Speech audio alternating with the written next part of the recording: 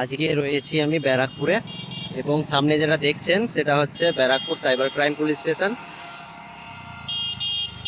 এবং আজকে যে ম্যাটারটা ছিল সেটা হচ্ছে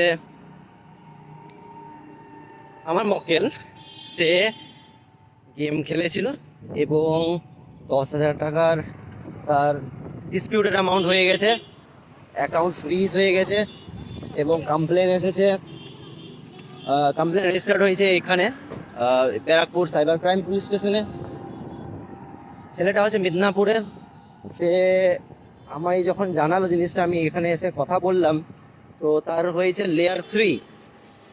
যাই হোক, যিনি আয়ও ছিলেন ওনার সাথে কথা বললাম এবং জিনিসটাকে, যাই হোক, মামলাটা সর্ট আউট করলাম।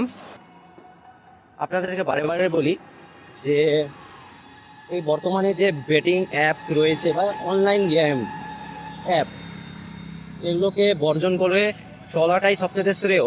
কারণটা হচ্ছে এই সমস্ত যে অ্যাপগুলো রয়েছে, বা মনে করুন যে আপনি ক্রিপ্টো করছেন, ক্রিপ্টোতে P2P, বাইন্যান্স, এই সমস্ত জায়গায় ইললিগাল মানির ট্রান্সফার হয়।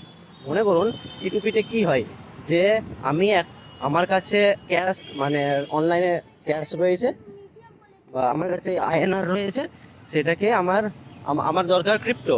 এবার আমি কোনো একজন আননোন পার্সনকে একটা ওয়েবসাইটে গিয়ে আমি পেমেন্ট করলাম, সে আমাকে ক্রিপ্টোটা দিয়ে দিল। মোস্ট লাইকলি এই সব ক্রিপ্টোসগুলো, যে টাকাগুলো ঢোকে, ক্রিপ্টোগুলো ঢোকে, এগুলো ইললিগাল হয়, ইললিগাল প্রসেসে, বা যেটাকে ব্ল্যাক বলে, সেই জিনিসগুলোই হয়। এবার এটা যখন আমার অ্যাকাউন্টে রিফ্লেক্ট করবে, তো অবশ্যই আমার অ্যাকাউন্ট ফ্রিজ হবে, লিয়েন হবে, হোল্ড হবে, এই ঝামেলাগুলোর মধ্যে পড়বেন।